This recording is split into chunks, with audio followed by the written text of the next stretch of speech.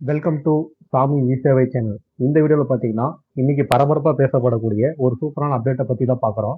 அதாவது இது வரைக்கும் பார்த்தீங்கன்னா மகளிர் உரிமை தொகை திட்டத்தின் கீழே பணம் பெற்று மாதந்தோறும் 1000 ரூபாய் பணம் பெற்று வந்தவர்களுக்கு இன்னைக்கு ஒரே டைமில் பார்த்தீங்கன்னா 5000 ரூபாய் வந்து வரவு வைத்திருக்கிறார்கள். நீங்கள் இது வரைக்கும் நம்ம சேனலை சப்ஸ்கிரைப் பண்ணலாம், சப்ஸ்கிரைப் பண்ணிட்டு அப்படியே இந்த வீடியோவை மற்றவங்களுக்கு ஷேர் பண்ணிடுங்க. அது மட்டும் இல்லாமல் நீங்கள் நம்ம சப்ஸ்கிரைபராக இருக்கீங்க அப்படின்னால உங்களுக்கு நாங்கள் ஃப்ரீயாகவே வந்து பார்த்தீங்கன்னா இந்த மகளிர் உரிமை தொகை பெறுவதற்கு அப்பீல் பண்ணி கொடுக்குறோம். அதுக்கு பார்த்தீங்கன்னா என்னுடைய வாட்ஸ்அப் நம்பரை வந்து இந்த வீடியோவில் ஒரு இடத்துல நான் ஷோ பண்ணுறேன். நீங்கள் வீடியோவை ஸ்கிப் பண்ணாமல் கடைசி வரைக்கும் பாருங்கள். உங்களுக்கு ஏதாச்சும் சந்தேகம்னா என்னுடைய வாட்ஸ்அப் நம்பருக்கு மெசேஜ் மட்டும் பண்ணுங்க. இப்போ வாங்க வீடியோக்குள்ளே போகலாம். இந்த 5000 ரூபாங்கிறது பார்த்தீங்கன்னா அடுத்து வரக்கூடிய பிப்ரவரி மாதம், அடுத்து வரக்கூடிய மார்ச் மாதம், ஏப்ரல் மாதம் இந்த 3 மாதங்களுக்கும் சேர்த்து 3000 ரூபாயும், அதே போல கோடைக்கால சிறப்பு தொகுப்பு நிதியாக ஒரு 2000 ரூபாயும், மொத்தமாக 5000 ரூபாய் பணம் வந்து எல்லாருடைய அக்கௌண்ட்லேயும் இன்னைக்கு காலையில இருந்து எல்லாருக்கும் கொடுத்துக்கிட்டே இருக்காங்க. இது வந்து பார்த்தீங்கன்னா உங்களுக்கு பணம் வந்துருச்சா இல்லையா அப்படிங்கிறத வந்து நீங்கள் பேங்க் பேலன்ஸை செக் பண்ணி பார்த்துருங்க.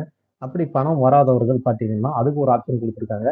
இது வரைக்கும் பார்த்தீங்கன்னா பணம் வாங்காதவர்கள் அல்லது இந்த திட்டத்தின் கீழ் பெயர் விடுபட்டவர்கள் வந்து பார்த்தீங்கன்னா தகுதி வாய்ந்த மகளிர் விடுபடக்கூடாது என்பதற்காக கலைஞர் மகளிர் உரிமை திட்டத்தின் கீழ் 2ஆம் கட்டத்தில் விண்ணப்பித்து பணம் வராதவர்கள் KMUT இணையதளத்தில் மேல்முறையீடு செய்யலாம் அப்படிங்கிறத வந்து சொல்லியிருக்காங்க. அதாவது பார்த்தீங்கன்னா இந்த 2ஆம் கட்ட விண்ணப்பம் வந்து எப்போல்லாம் நம்ம கொடுத்தோம்னு பார்த்தீங்கன்னா டிசம்பர் மாதத்துல உங்களுடன் ஸ்டாலின் அப்படிங்கிற முகாமில் பார்த்தீங்கன்னா நடந்த 2ஆம் கட்டத்தில் இந்த விண்ணப்பத்துக்கு வந்து யார் யாரெல்லாம் கொடுத்துருக்கீங்களோ அவங்க வந்து மேல்முறையீடு செய்யலாம்.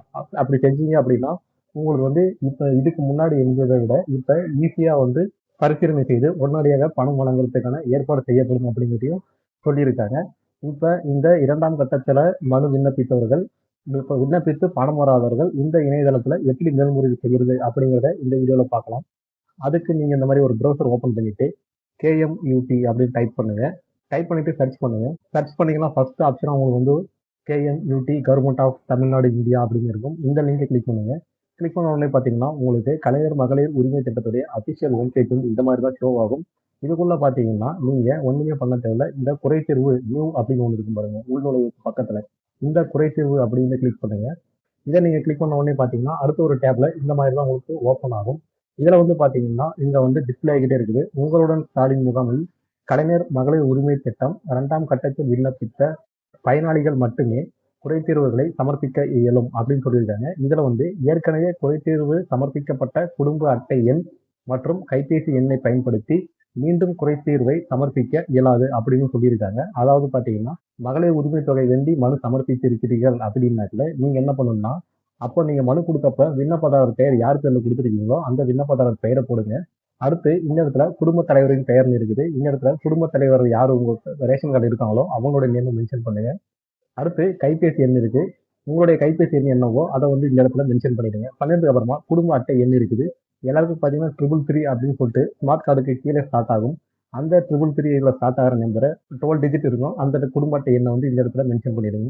இதை பண்ணதுக்கு அப்புறம் கெட் ஓடிபி அப்படிங்கிற ஆப்ஷன் கொடுத்தீங்கன்னா நீங்க ஏற்கனவே 2ஆம் கட்ட முகாம்ல மனு கொடுத்திருந்தீர்கள் அப்படின்னா உங்களுக்கு ஓடிபி சென்ட் ஆகும். அந்த ஓடிபியை வேலிட் பண்ணிட்டு குறைதீர்வு வகை கொடுத்துட்டு நீங்க 1000 ரூபாய் வேணும் அப்படின்னு சொல்லிட்டு நீங்க அப்பீல் பண்ணிட்டு இங்க சப்மிட் பண்ணலாம்.